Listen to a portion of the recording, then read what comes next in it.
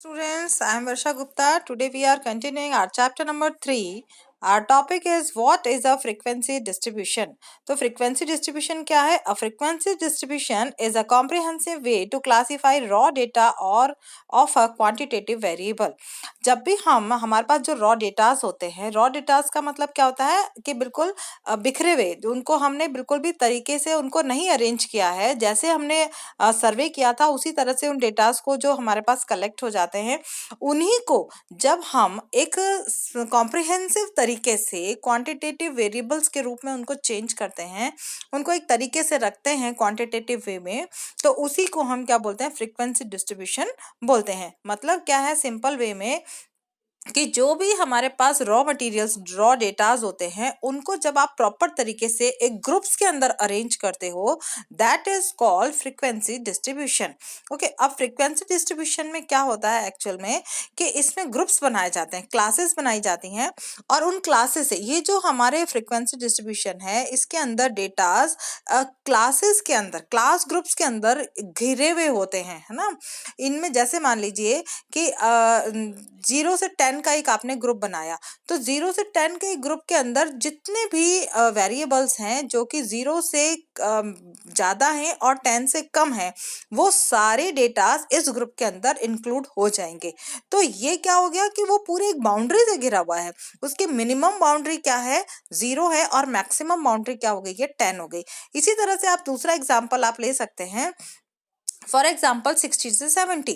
तो 60 से 70 आपका एक क्लास ग्रुप हो गया, है ना। क्लास ग्रुप के अंदर अब क्या हो गया, आपकी इसमें मिनिमम वैल्यू, जो आपकी मिनिमम वैल्यू है वो कितनी है? 60 है, और जो मैक्सिमम वैल्यू है वो 70 है।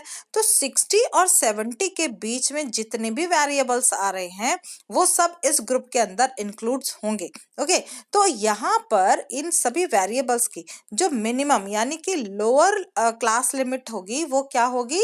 60 होगी। 60 क्या है? यहाँ पर सबसे मिनिमम वैल्यू है, सबसे छोटा पॉइंट है इस क्लास ग्रुप का। सबसे मिनिमम लोएस्ट वैल्यू कितनी है? 60 है।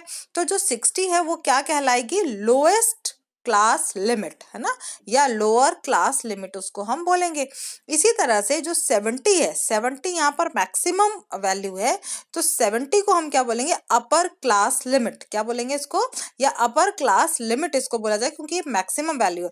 तो हर ग्रुप के अंदर बच्चों ये समझ लें अच्छी तरह से, हर ग्रुप के अंदर जो सबसे छोटा मूल्य होता है, जो ग्रुप आपने बनाया है उसका जो सबसे छोटी वैल्यू होती है, उसको हम लोअर क्लास लिमिट बोलते हैं, और जो सबसे बड़ी वैल्यू होती है उसको अपर क्लास लिमिट बोला जाता है। तो जब भी हम फ्रीक्वेंसी डिस्ट्रीब्यूशन हम पढ़ते हैं या फ्रीक्वेंसी डिस्ट्रीब्यूशन जब हम करते हैं, तो हमारे पास क्या होना चाहिए? सबसे फर्स्ट थिंग हमारे पास होनी चाहिए क्लास लिमिट होनी चाहिए। क्लास लिमिट के बेसिस पर, और ये क्लास लिमिट क्या होती है? क्लास लिमिट दो चीजों से, दो वैल्यूज से बनी होती है, लोअर क्लास लिमिट और अपर क्लास लिमिट। इन दोनों को मिला करके हम क्या बोलते हैं? क्लास लिमिट इनको बोला जाता है। ठीक है, अब नेक्स्ट देखेंगे आप कि इसके अलावा हमें नेक्स्ट पॉइंट क्या चाहिए होता है इसके अंदर? Class mid point. जो इम्पोर्टेंट है वो क्या है? Class mid point. ये क्लास मिड पॉइंट भी फ्रीक्वेंसी डिस्ट्रीब्यूशन में हमारी बहुत हेल्प करता है। इस क्लास मिड पॉइंट को हम, और दूसरा नाम क्या है? क्लास मार्क भी कहते हैं। इसको क्या बोलते हैं? Class mark. क्योंकि ये क्या होता है? एक तरह से रिप्रेजेंटेटिव होता है। किसका होता है? ये पूरी क्लास का, पूरा जो ग्रुप है उसका रिप्रेजेंटेटिव, उसको ये रिप्रेजेंट करता है ना। तो देखिए इसमें आपके इस ग्रुप के जो लास्ट पैराग्राफ है, इसमें लिखा है द क्लास मार्क और mid value of each class is used to represent the class.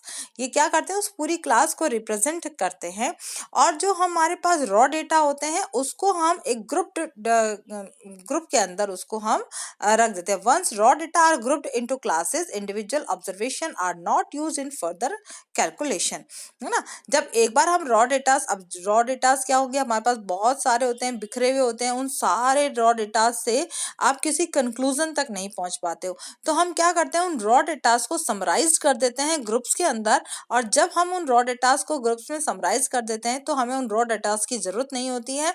हम डायरेक्ट ग्रुप से ही अपने कंक्लूजन तक पहुंच सकते हैं, अपनी कैलकुलेशन को कर सकते हैं। ओके स्टूडेंट्स, तो ये जो मिड पॉइंट और क्लास मार्क है, ये कैसे फाइंड आउट किया जाता है? अपर क्लास लिमिट और लोअर क्लास, अभी मैंने आपको ऊपर वाले पैराग्राफ में बताया है कि दो क्लास ग्रुप होते हैं, एक अपर क्लास ग्रुप होता है और एक लोअर क्लास लिमिट होती है।